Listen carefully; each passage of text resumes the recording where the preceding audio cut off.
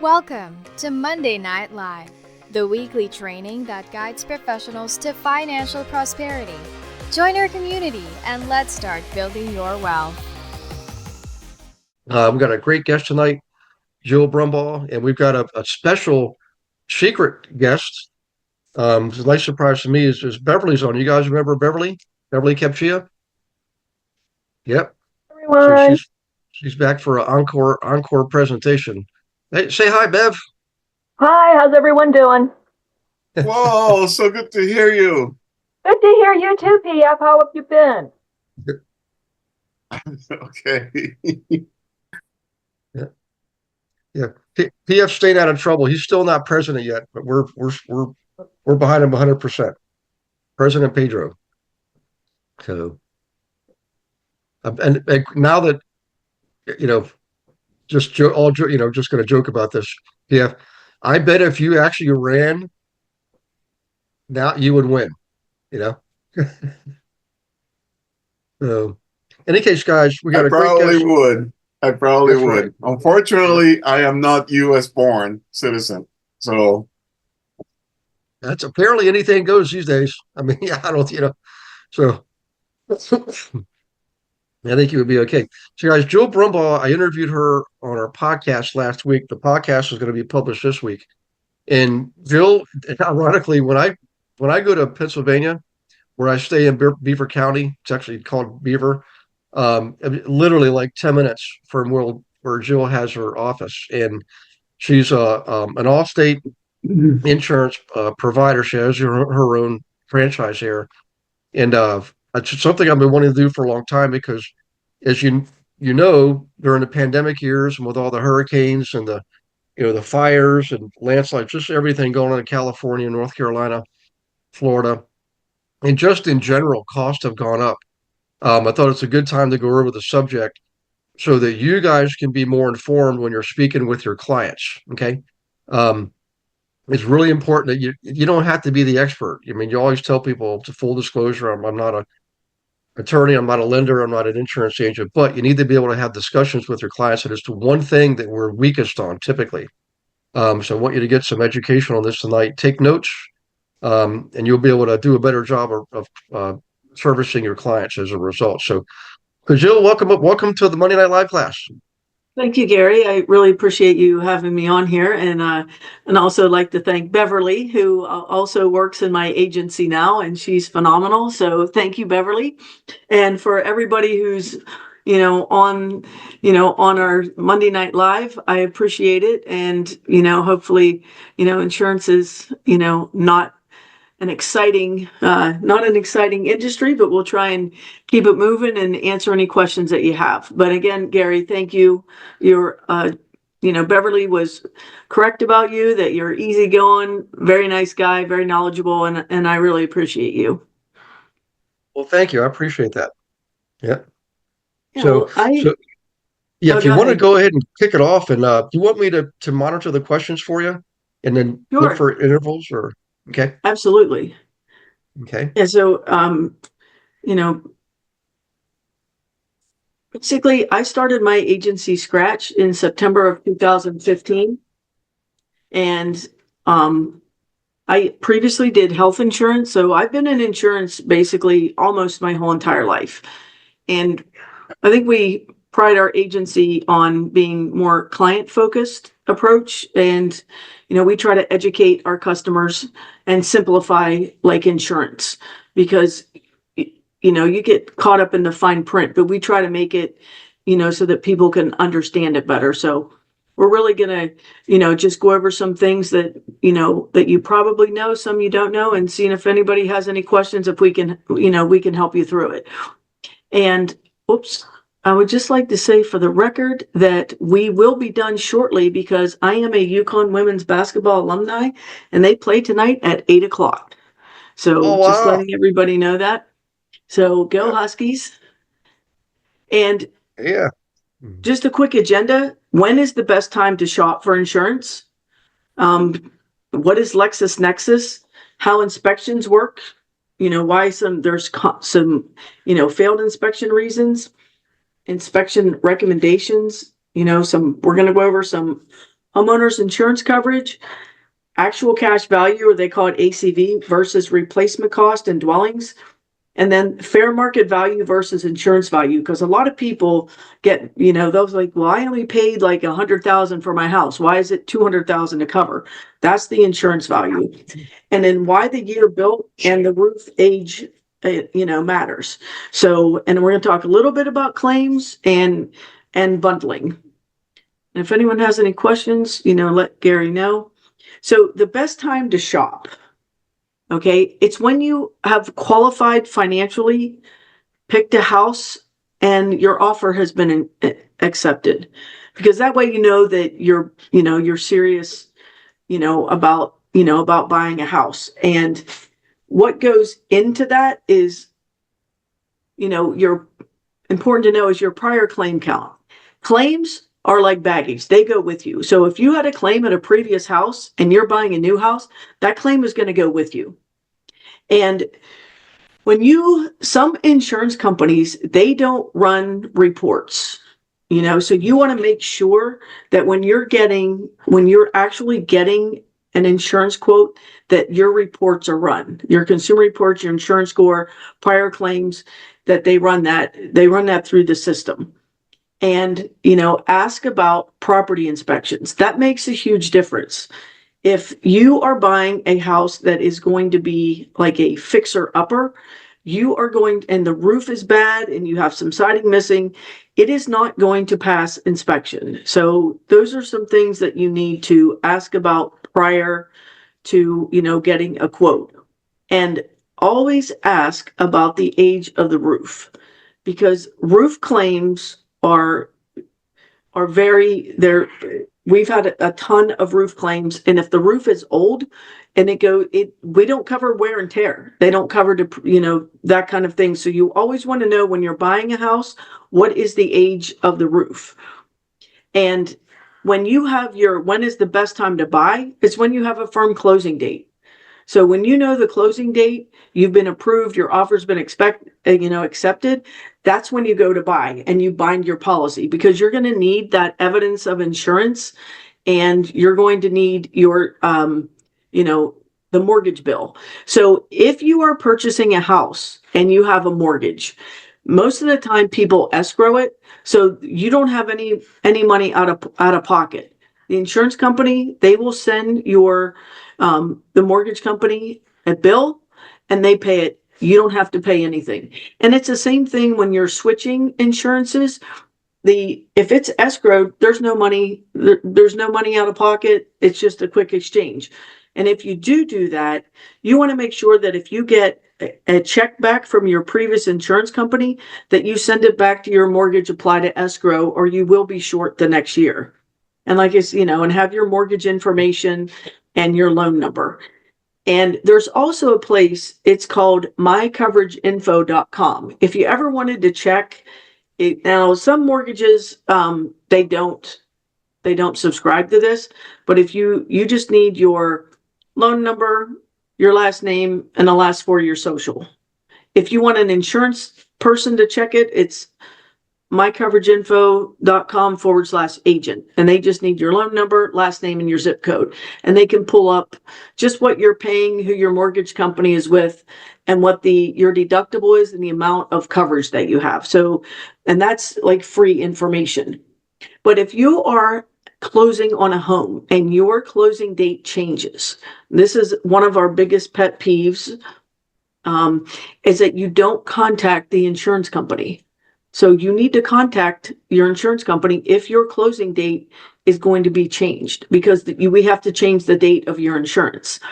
Now, if you don't have a mortgage, or if you're not escrowing, most mortgage companies require that you pay that in full by the time you go to closing, because they're going to want to see, that you paid your receipt and your declarations page. So keep that in mind if you're not escrowing, but it's easier to escrow. You get the pay in full discount and you don't have anything out of pocket. You just pay it monthly in with your mortgage, because most people, they do escrow their taxes and insurance. Does anyone have any questions on best time to shop, best time to buy? And don't wait till the last minute, especially if you have any commercial property. Commercial property has to go through an underwriter, and most of the time you are not going to get, an insurance policy the same day. So make sure that you kind of pre-shop and ask about the inspections and everything. Does anybody have any questions on that? Well, and I just want to tell you, everybody, this we did have a closing on our team last week where the buyer didn't know. They literally, got to like the day before the closing, and a lender was looking for that. They needed to have the it's called I think it's called a binder. Is that right, Joe? Insurance binder? Of insurance, they usually call it, which is Yep. the binder, evidence of insurance, same thing. Yep. So they didn't have it. Guess what happened to the closing? That didn't happen either. So the name of the game is make sure it's on your checklist, and as soon as you have loan approval, you're past the property inspection. You want to call your insurance agent then.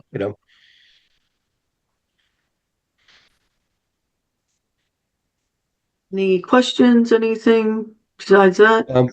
Well, Yeah, I have a Kathy. quick question. Oh, go ahead. Yeah. Well, I guess, or maybe it's just a confirmation. So, or actually, I guess it's a question. Normally we never talk to we always leave it to the lender to set all this up, and right or wrong, that seems to be more of the practice, or at least here in Washington, it's more of the practice here. And so are you thinking that maybe agents need to take more of a front row position in doing that? Or is that still something we should kind of step away from? Well, I think you should do what's in the best interest of your client. So if you're in contact with the mortgage person or your and you're in touch with your client, just to make sure that all three are coordinated on the closing date and everything. Because sometimes one hand doesn't know what the other one's doing, and the insurance is always the one that gets messed up in the middle. So Okay. I would be in contact. Okay. All right. Because normally it seems like the lender kind of picks their insurance person, and it's nothing that so again, I guess that's what my question was. I mean, because obviously we can formalize relationships ourselves, but then if we're getting involved as the one kind of doing that connection as well for the insurance carrier, that's where I was asking whether is that something we should just kind of leave it the way it has been, where the lender's the one kind of shopping or talking to the insurance carrier and connecting that with our buyer. See, what we do is when someone is purchasing a house, we ask them like, who's your mortgage broker? And then we contact them to get the mortgage information, like the lender, in that case. We don't have a lot of contacts with real estate agents all the time. Yeah. But yeah. Sometimes we do at the beginning, and then they hook us up with the mortgage person, and then we just email everybody just to be sure. Okay. Yeah, it sounds like, and guys, this happens around the country. There's what's typical, and there's obviously exceptions, and so there may be other states like Washington where they just gotten used to it's customary for the lender to make sure that happens. Because if you think about it, the lender is going to be named typically as additional insured, and so they're very vested in knowing that the property is properly insured. So and that's why they put it in escrow, so they make the insurance payments for your clients. But in Washington, they probably just are more proactive and not relying on the agents. Where in other states, you've used the agent have to be the driver of the bus and make sure it's one of your checklist items that gets executed, at the right time. So, but Shafty, I didn't know that about Washington. I appreciate the info. And Kathy Urich has a question too. Oh, go ahead, How long does Kathy. something stay on your file when you have a claim? How long does a claim stay with you? It depends on the state, but it's usually 3 to 5 years, depending on the company and on the state. I also have another question, and thank you for that. Mhm. There's several of us that deal with investors. How is that different? Because they're probably going to buy with a cash offer. So having insurance to start with may not be an issue, but when they go to sell it, it could very well be. Okay, I have another question. Yeah, when they go to sell it, that would be on the person who's buying it that would have to get insurance. But most people that have investors, they would have to go more on the commercial side because it's usually like a company or a commercial property. So they don't have to worry about anything in terms of insurance? Yeah, they would, but most likely they would have like a commercial policy. So if it's a group of investors and they have an LLC or incorporated or whatever, then they would definitely have to have insurance on the building. Yeah. Yeah. But I guess Some I'm some trying. carriers that don't insure non-owner occupied properties on what's considered residential. They won't insure non-owner occupied properties. Others obviously do. And then remember, when you get to Usually, 5 units or above, that's automatically commercial. Even if it's people live there, 5 units above is still considered a commercial property, just Right. like a strip mall or anything that's is non-residential. And there are different carriers. And Jill, I'm trying to remember one of them. It was like I can't remember. Something had a CNA or ACN or something like that that we used to use.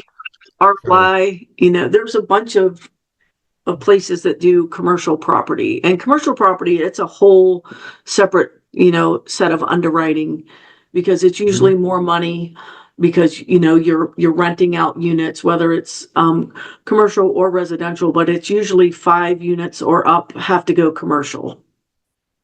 Right. But what about the little guys that are, they're buying a house at a time and they're flipping them? Now, flippers would want to go if it's in construction, then that's different than one that's already there and rented out. So if they're fixing it up, that would go under renovation. So they would get an insurance, it would be vacant under renovation. Okay. All right. And if it's Thanks. something that they're renting out, it's like a 1 or 2 or 3 or 4 unit, you can put that on regular insurance as long as but if it's now this is, Pennsylvania and Ohio, but if it's in an LLC or if it's incorporated, if it's a husband and wife or like one person, you can usually put that again, 4 units or under your like regular insurance. But if you have like, say you and your best friend have, you're buying properties together, then you would have to go more on the commercial side. Like we have a different company. We use like American Modern for things like that, where they'll insure something under an estate or an LLC or incorporated, with the 4 under units. But if you get over that, then you definitely have to go like straight commercial insurance. Okay. Thank you. And those are usually more expensive.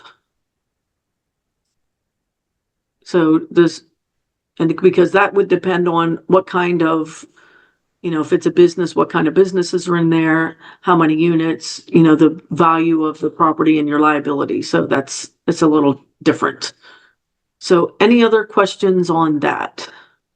Well, Lisa's in Oregon. She just stated that they're actually addressing insurance at the beginning of the transaction, and actually writing it into the contract, the sales agreement, as a contingency.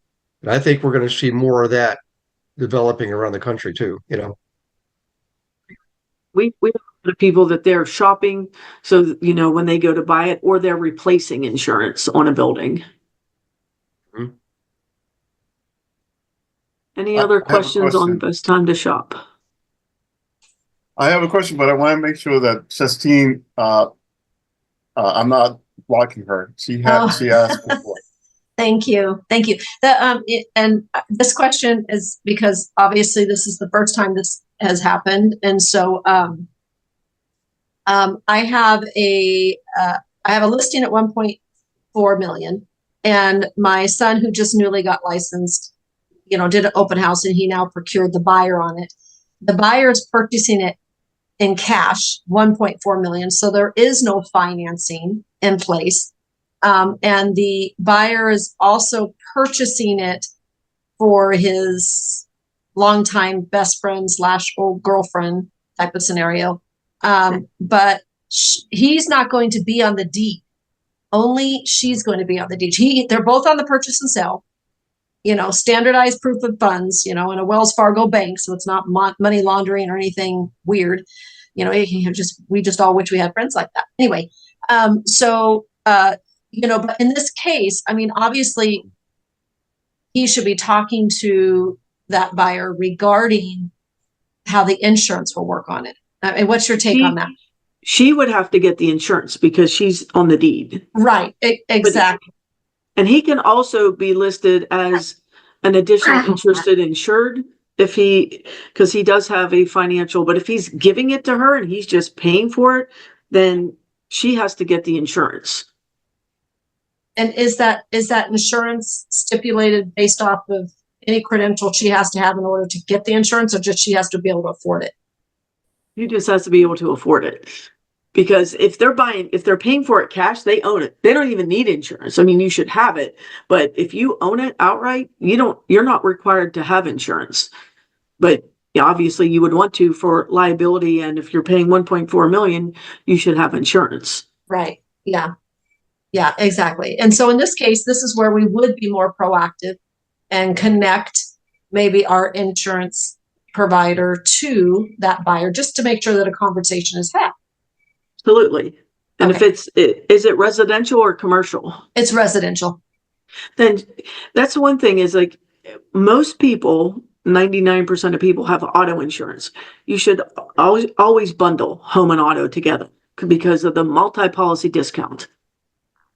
So whoever she has her auto through, she should check through her insurance company first and then just shop around a little bit, but bundle.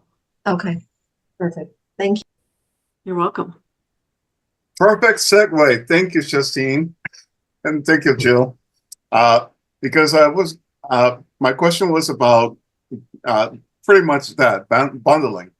For example, if you're going to be buying a property that is expensive, but you also have like an expensive art collection, should you be considering or talking to the mortgage provider and the insurance provider, all that about additional potential liability stuff, it's your expensive art collection. Should that be insured and by how much, and should it be all together? That was basically my question. That is a great question.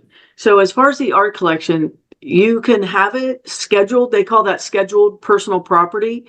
You can have that on your homeowners as a separate rider insured at no deductible, but you would need like an appraisal because the insurance company isn't going to take your word for it. Or you can do what they call a separate inland marine, which is there's different companies like we use Jeweler's Mark, where they do separate like rings for jewelry, fine arts, musical instruments, things like that. So you can have it on your homeowners or you can have it separate depending on which is the least expensive. Insurance wise, if you say somebody's broke into your house and stole your art collection, if it's on your homeowner's policy, it goes as a claim against your homeowners under theft. If you have it insured separately, it doesn't go against your homeowners. So it's just a matter of weighing it out, which would be the best way to go. But that's that's rings first, jewelry, guns, fine arts. Some people stamp collections. There's all kinds of things that people schedule separately because they're internal limits on your policy. So you want to make sure that, if you have something of value, that you ask to see if that would be covered in full. Yeah. So do you have I guess a way to advise people, or like some kind of flow chart, so to guide their thinking in terms of we just run it through. Just ask your insurance agent to run it through both ways. Can you do this on a separate policy, and what is it on our homeowners, and see which way flows best for you. Fantastic. Thank you. Any other questions on that? Kathy had a follow-up question. When you're shopping, should the client be checking with multiple companies simultaneously, like you would for other lenders, for example? I'm not sure I follow the rest of the questions to show that your credit ratings aren't Should you shop detrimentally around? affected. No, it's not should you shop around. I've been told that insurance company pulled credit checks now. And Not a credit check. It's an insurance score. It doesn't go against your credit. that's what I wanted to be sure of. Mhm. All right, thank you. That's actually one of our slides as to where they get that information from. So, but it doesn't affect your credit at all. Okay, It just pulls reports. okay. And Thank that's a you. great question too. Any other questions before we go to the next slide? We're trying to keep you here so you can't make it to the game, right? My mother's Yeah. going to pause it. And if you hear barking, I have a puppy. I have a 6-month-old puppy. That's what, He's been quiet so it looks far. like we're caught up on the questions. So, Yes. Okay, so that was a great segment, Kathy, because here we go. What is LexisNexis? That is the company that that's your underwriting, pricing, fraud prevention, and it gives access to claim history and driving behavior data.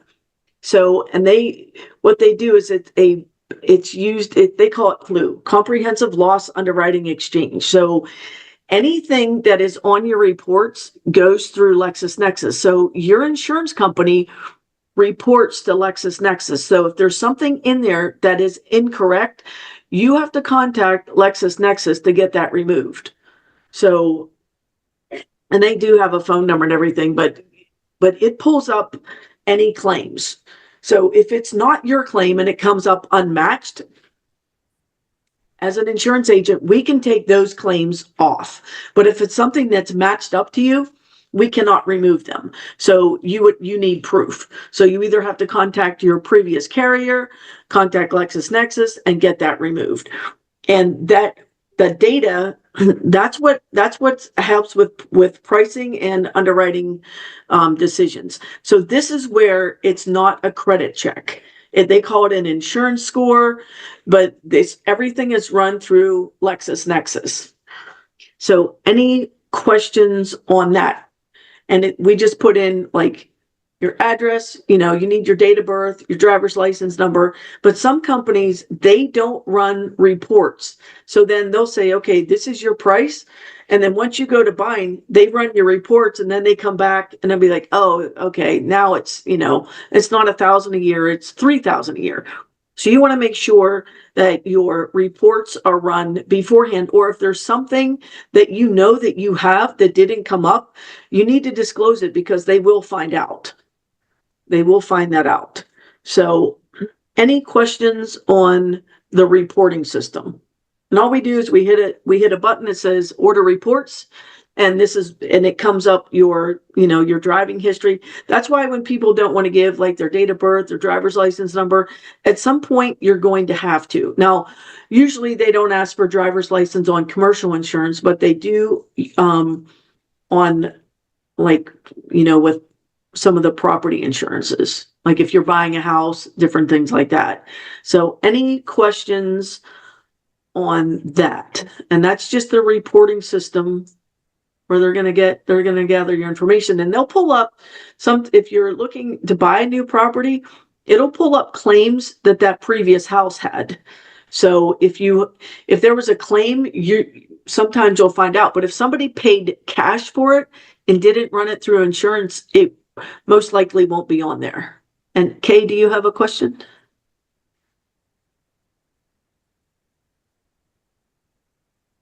No. Mm-mm.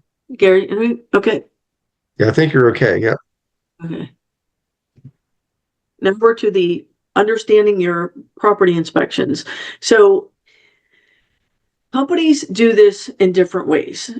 Sometimes now they'll do like a satellite photo and they'll take a look at the property that way. Unless there's a lot of trees or something around, sometimes they'll send a person out, sometimes they'll fly a drone over, but they will. And sometimes the inspection is waived. Like sometimes on ours, when we convert it to new business, it'll tell us if the inspection is waived on the house. So that's a good thing, but that is going to ensure any potential risk or issues that could affect the property's safety value or insurability. And usually as agents, we will go in and, if something's for sale and somebody's buying, like we'll look at whatever is online and kind of see the pictures. So if we can see something in the pictures online, because sometimes it's an old picture, sometimes it's not. So that's where it comes in with the roof. You always want to make sure that the roof is okay. Because they really look at any roofing issues. And reasons for failed home inspections is rotting wood, especially like windows, doors, decks, like structural damage, and then aging of roof, damaged or deteriorating roof. And they'll say, it's your, on your shingles, you got to take a look at the roof. And when you get a quote, you need to know how old the roof is and what kind it is. If it's the asphalt shingles, architectural, if it's metal or, slate, whatever it is.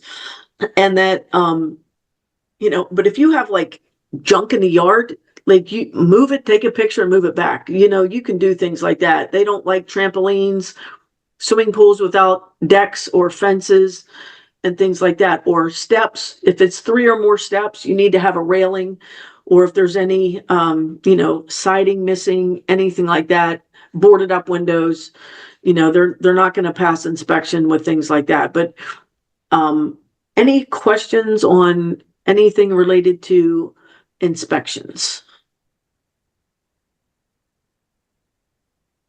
But sometimes they are waived, so you just have to figure out if it's waived or not waived. Yes, another question on inspection. Are inspections at one time per policy, or is that like redone every so often in order to renew?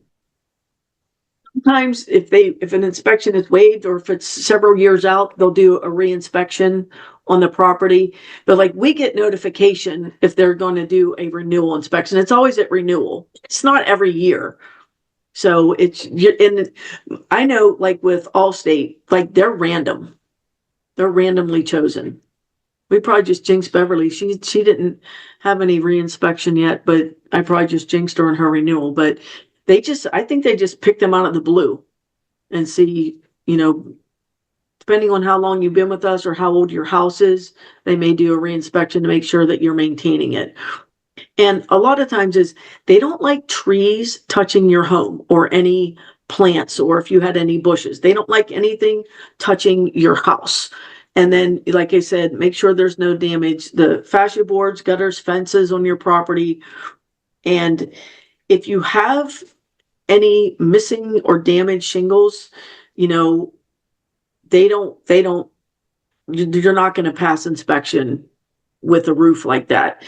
And they like them to match. So if you had a gray shingle on sale and your roof is black, they don't like that. The insurance companies, they like everything the same, because if there's a claim, it is to indemnify you, to make you whole. So they want to make sure that everything kind of matches up. So if you do any self-care on your roof and you change insurance and they don't match up, you may have a problem with the inspection on that. So any roofing questions? Because the roof is the main reason why homes don't get approved, is on the roof. So, and that's usually pretty expensive for people. So you want to make sure before you're buying something that the roof is good. Hi, I just want to take a moment to thank you for watching a recording of the Monday Night Live class. Hope you're getting a lot out of it. I'm sure you will. I wanted to let you know that, you can come to Monday Night Live whenever you want, but you can also participate more with the team. Why don't you set up a call with me, a one-on-one strategy call? I can go over everything with you, show you everything that we have to offer. For example, did you know that on our team, not only do you get your leads, we actually give you your own account on our lead gen system. So this puts you in control. You're not waiting on somebody to hand you leads. You get to pick the ones you want. Okay. Huge difference. We have 21 of our own proprietary marketing campaigns. They're all copyright protected. We're the only ones that can use them. Okay. The coaching is absolutely one-on-one. We got 3 coaches. We even have a 4th success coach that we have access to. Okay. One of left fewer than 100 in the world. Okay. one-on-one coaching. Right now the big problem is volume. We need more transactions. We need more inventory. I get it. Well, we know how to get it. Our team actually outproduces the national average by more than 2-1. So if you're struggling, don't do that anymore. If you're a solo agent, if you're a team, let's just talk. Smart entrepreneurs are always open to discussion. Learn what we have to offer, and then you can make an informed decision about staying where you are or moving on. You've got to decide, if you're not where you want to be, you've got to take action to get where you want to be. Let's see how we can help you do that. I look forward to talking to you. Click on the link, set up a call. And by the way, I'll see you on the next Monday Night Live. This is a slightly different situation, but it is about insurance in general. In some parts of the country, it's becoming difficult for people to find insurance as professionals, real estate professionals. How can we help them clear those hurdles, especially if they want to buy a property in places where, for example, flood insurance is not available? Insurance goes through, there's FEMA and then there's private flood insurance companies. And you can get, like, I'm flood certified. So you want to make sure that, like, when you're listing, if someone's listing a property, they'll tell you if you have to have flood insurance. So you can get a quote right away on flood insurance, regardless of whether you think you're going to buy it or not, because flood insurance can be pricey. And most people only get it up to the amount of your loan because it's expensive. So, and then if you want to have your contents covered, but there's so much that goes into flood. How many levels? Like if you have a basement and it's just one story, that counts as 2 levels. Do you have flow water that goes through? Do you want your contents? Has there been it? And it'll pull up anything usually that has had flooded in the last 100 years, and you have a mortgage, you have to have flood insurance. So you want to get, if you know you're in a flood zone, you can call and get a quote on that right away. But you want to go through like FEMA first, because they will pull the flood zone. Some of the private ones, they make you tell them what the flood zone is, because some of them are less expensive. But with FEMA, they'll pull up your flood zone and everything, and you can just say, hey, I'm getting a loan. I need like $200,000 in coverage. And then they'll tell you have to ask the mortgage people how high the deductible can be, because there's different levels of deductibles, how high they allow. But when you have a flood policy and you're going to close, that has to be paid in full before you go to close. You can't escrow flood on your first year. So you're going to have to budget that in for flood insurance. But definitely get a quote if you're in a flood zone, because that can make a difference whether or not you buy a home. Oh, great. I'm sorry, go ahead. When my mother was selling her house in Pennsylvania, her real estate agent obviously fell down and knocked her head. She wanted my mom to pay the first year flood insurance for the other people. I said, no way, because I know it's expensive. But my mom never had a mortgage, so we never had flood insurance at that house. But I ran a quote on it right away so I could kind of have an idea. And it was like, no, because it was like $1,200 to $1,600 a year. And I said that, no, my mother was not paying for that. And that was in like a small town in Pennsylvania. So that's why you want to run those flood quotes, because you have to go to close paid in full on flood insurance. I see that Lisa posted a few things, but before I let you go into Lisa's postings about flood zones and things like that, are the maps that you can find online pretty accurate, or are they kept up to date? And you mentioned something about 100-year flood. Like if the area was flooded 100 years, how could someone check to make sure that you don't get caught in a particularly bad loophole? Get a flood quote, because normally it'll say when a property is listed, it'll say if it's in a flood zone. You have to disclose that if it's in a flood zone. So depending on what your flood determination is, depends on that will dictate your premiums, and obviously how much coverage you want, your deductible, and if you want contents coverage. So you can call, because I just put it in our quoting system and it'll come up Because like I ran my mom's flood quote, like, and when I told the real estate agent, it's an AE flood zone. So if anybody wanted to get flood insurance, I mean, they could call anyone, it's an AE, because I pulled that up. So you want to contact somebody who does flood insurance and get a quote. Don't mess with maps and stuff yourself, because some of them, they're not updated. So, but it is through like the quoting system, everything is updated. Good to know. Great, thank you. Any other questions on flood? We're starting at the bottom, flood insurance. Okay, we're all clear right now, so you're ready to go. Okay. So the dwelling is the actual structure. So that's pretty easy. That's what you're insuring. It'll say what's your dwelling coverage. Your personal property is your contents. So if the basic way to understand the difference is if you took the roof off of your house, you've turned it upside down, anything that falls out goes under personal property. Anything that sticks goes under dwelling. And personal property, you can have it insured as actual cash value, which is depreciated, or at replacement cost. You want to do replacement cost because otherwise you're subject to an insurance company telling you what the value of your property is. If you have it at replacement cost and you have a 65-inch TV, you get a 65-inch TV. If it's depreciated and you paid $1,000 for it, depending on how old it is, you might get $200. So always go replacement cost on your personal property. And then other structures is anything not attached to your house, like a fence, a swimming pool, a shed. And as a rule of thumb, it's always 10% of your dwelling. So if you had a $300,000 house, you would get $30,000 in other structured coverage, and you don't pay anything for that.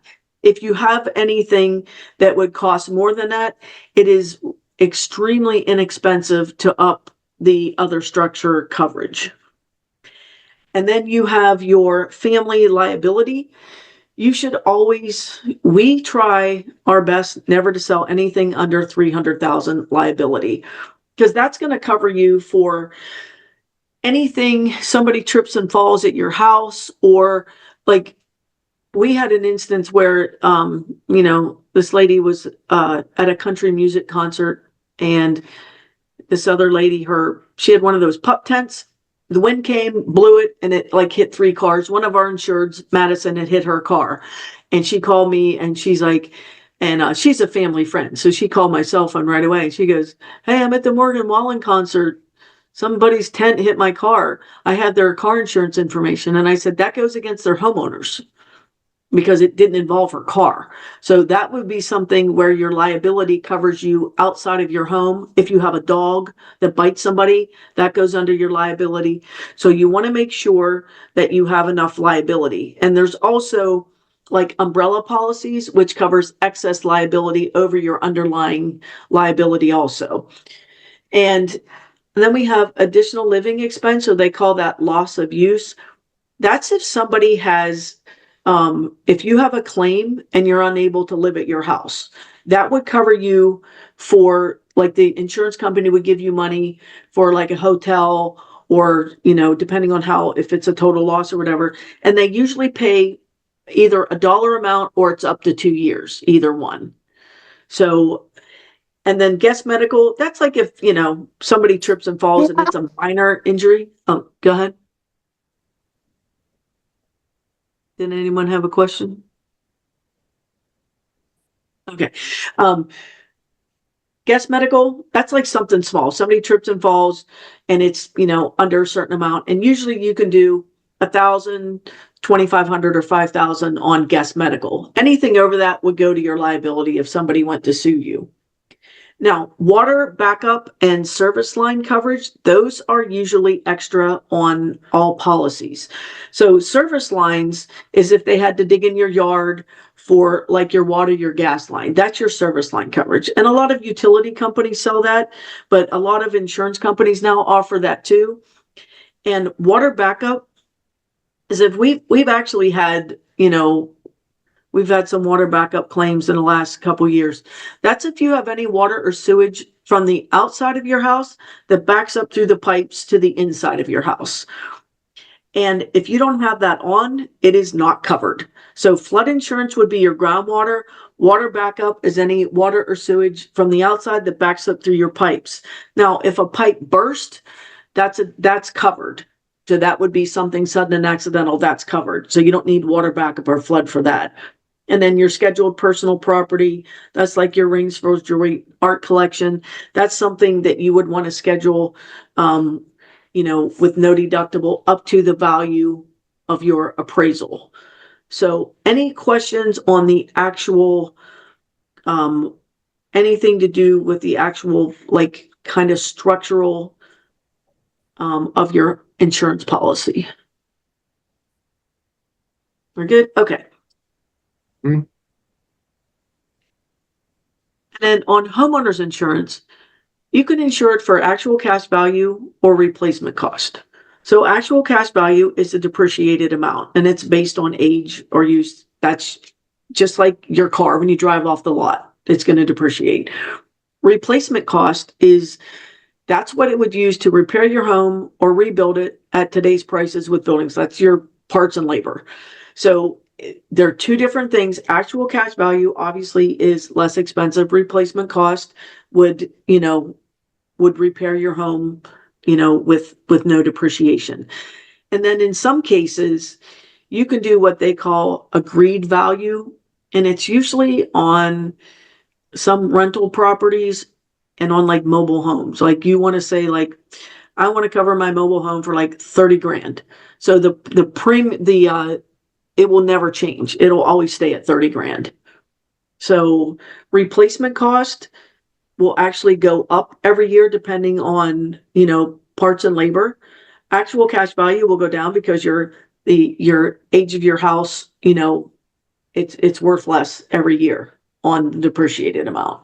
So any questions on between the ACV and replacement cost? Okay.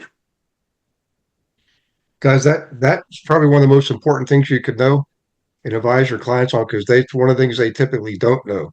I have a This is question. one. Sure. If there's a backup and switch, wouldn't the city have anything to do that? Usually no. No? Yeah, I can only answer for Pennsylvania and Ohio, and Okay. we've had instances where things have happened outside. They don't cover it in your yard. If it's from the street to your house, you're usually responsible for that. So you would want to get some sort of service line coverage, either through your utility company or service line through your insurance. Okay, thank you. You're welcome. And one of the biggest questions that people ask, and the thing that they question, is fair market value versus insurance value. So fair market value is what are you buying or selling it for? Insurance value is what would it cost to rebuild it? So some people will say, well, I only paid $100,000 for it. Why is my insuring it for like 175? Because we have a formula and we ask questions. It'll be like your square footage, 1 or 2 stories, is it brick or vinyl? Like what kind of heat, flooring, everything that determines your replacement cost value. Fair market value is what you would sell it for. Insurance companies, they really are not interested in what you're selling it for, what you bought it for. They just want to know, like, if it burns to the ground, what are we insuring it for? So any questions between that? Okay. And then, obviously houses that are older are more likely to have claims than newer homes. That's why newer homes are, they're less to insure. And like I said, the roof is a huge thing. So you definitely have to ask the previous owner, like, how old the roof is, and make sure that, it's going to pass some sort of inspection, because there's a lot of wear and tear and everything that that aren't accepted, and you want to make sure that you get that the roof is going to be okay. And, there's a lot of things on claims, like what is an insurance claim? They have to be sudden and accidental. It's not depreciation. And before you actually file a claim, you should check with your agent, because sometimes, I had a lady call me, she said a few shingles blew off her house. And I said, well, get an estimate first, have a roofer go up and look at it to see what the actual damage is, because you have $1,000 deductible. So if it was $600 for them to replace those shingles, why would you ever file a claim? Because insurance claims stick with you whether there's any payout or not payout. So you want to make sure before you file a claim, it's worth filing. And it's not a warranty. So if you have something faulty, your insurance company is not going to pay for that. So if you had somebody basically do any repairs and they did something faulty and you had any damage to that, insurance companies don't cover that. So you want to make sure that anyone who goes to your house, that they are insured, to make sure that they have insurance before you let them, work on or in your house. And sometimes when a lot of storms, what's that? I said, I have a question. If you buy a house and you've renovated it and repaired it over the years, how is that factored into the value of the claim? Then if there's no damage, if there's no, if you have a pipe burst, it's covered. But if you had something that cracked and leaked over time, they're not covering that because that's just depreciation. So, but homeowners claims have to be sudden and accidental. So like a roof, or like a tree falls in your house. I understand that about a claim, but I guess my question is on the overall value of the house, which was your prior slide. You buy a house and it's old, and so it's valued at X. But if someone goes in and renovates it and rewires it and does all this stuff, then it's worth Y. So how do you just tell that to your agent while you're doing it, or what do you have to do to show the agent it's worth more than what it was originally insured for? Like say you buy an old house and it had vinyl flooring, the old school linoleum as we call it, and you put in, the luxury vinyl. You want to tell your insurance agent that, and they'll change it in your policy. You add a deck on, you do any upgrades to the, inside or outside. You want to tell your insurance agent some things matter and some things don't. So if you repainted the inside or outside, it's still going to be painted. That doesn't matter. But if you change your flooring or anything like that, you add a stone fireplace, anything like that, you want to, if you get a new roof, you definitely want to, call your insurance agent and update that. Okay. All right. Thank you. You're welcome. And contractors do not pay claims. So all work has to be approved by the adjuster, because there's a lot of storms that go through and you'll get contractors and they'll go over and they'll be like, oh yeah, we can get you a new roof. Well, no, they can't. It has to be an adjuster has to look at it and they have to approve all the work. Now you can fight with an adjuster. You can tussle back and forth, but the contractors do not pay claims. So if they tell you they can get you a new roof, they can't. It has to be approved by the insurance company, by the adjuster. And if it's an emergency situation, like you have water running in, they will cover, if you call a contractor for an emergency repair, when you have, that's obviously, most likely always covered. But any other work that you have done, you have to have it approved by the adjuster. But if it's something that is going to cause more damage by not doing anything, then you definitely want to take action and get that situation, taken care of as soon as possible. But call your insurance company, if it's something that's going to be big, and make sure that, they send an adjuster out or pictures are taken, for all that stuff, and get estimates. Any questions on claims? I have a final question. You mentioned a couple of times the claims stay with you for life. Does that mean also well, not maybe not for life, but does that also mean that if you file a claim, but it actually gets covered, let's say by somebody else's policy, does that claim still stick to you? For example, the house next door to mine collapsed and it caused some damage to my house. My insurance company went after the neighbor's insurance and they got reimbursed through that. Does that claim from me then get removed or canceled out? Or Yeah, that's a subrogated claim. That's a claim that was subrogated through the other person's insurance company. Yes. And that should not count against you. It's like a no-fault accident. Okay. And that's a good question.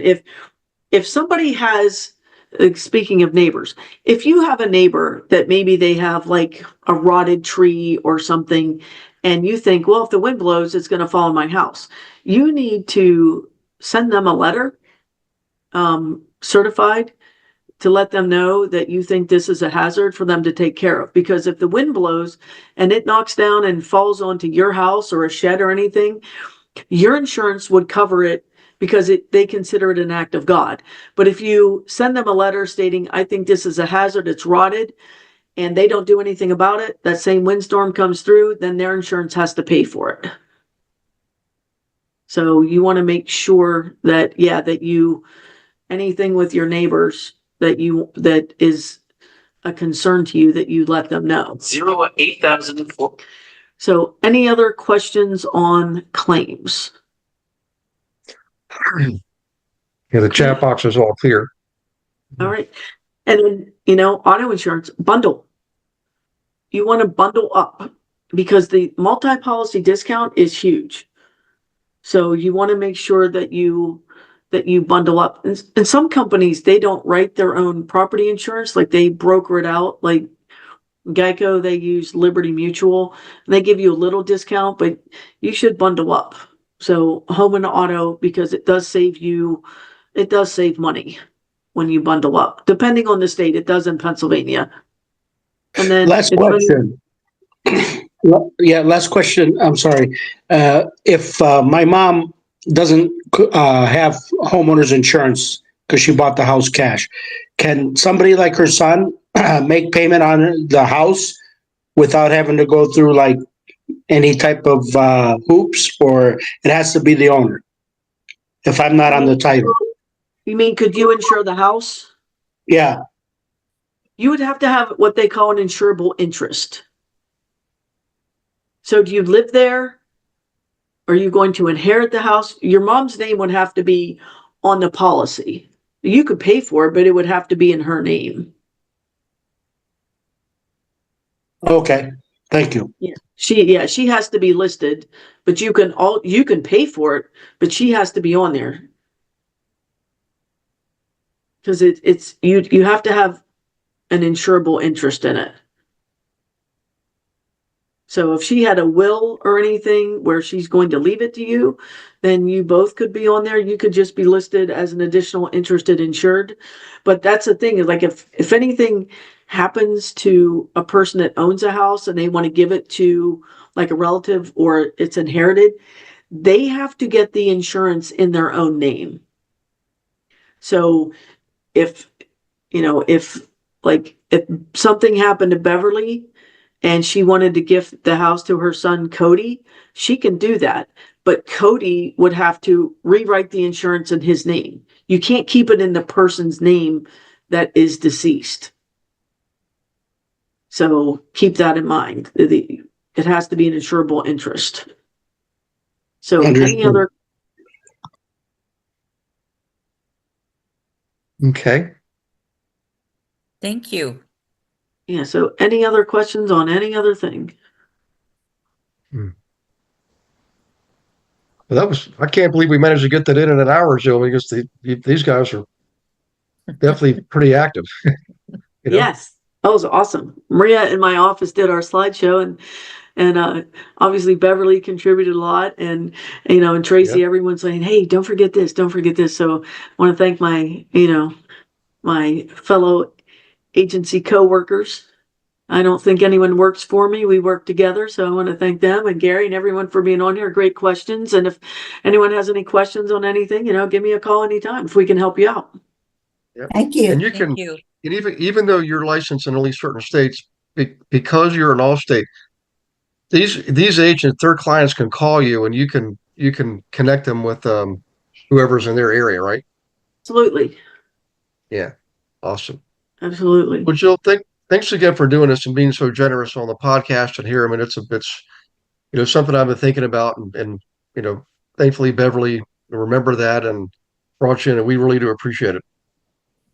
Thank you, Gary. I really appreciate you. It was I never thought an insurance podcast would be fun, but thank you, everyone. I had a great time. And Thanks, by the way, go Thank UConn, you. and everybody. Jill was being very humble in the beginning. Not only did she go to UConn, she played basketball there. They won like 1,942 conference championships or something like that. I don't know. Wow. They're awesome, right? We need to let her go watch it. Huskies. All right. There Well, you thank go. you, everybody. All right. Thank you. Thank you. You're welcome, Great. Jill. Have a great Huskies, night. go fill Enjoy in the New game. England there. Good night. All right. Thank you, Gary. Yeah. Thank you. Bye-bye. You're welcome. Thank you for watching this episode of Monday Night Live. Be sure to subscribe to our channel and go to realestatewithgarywilson.com to join our community and start building wealth today.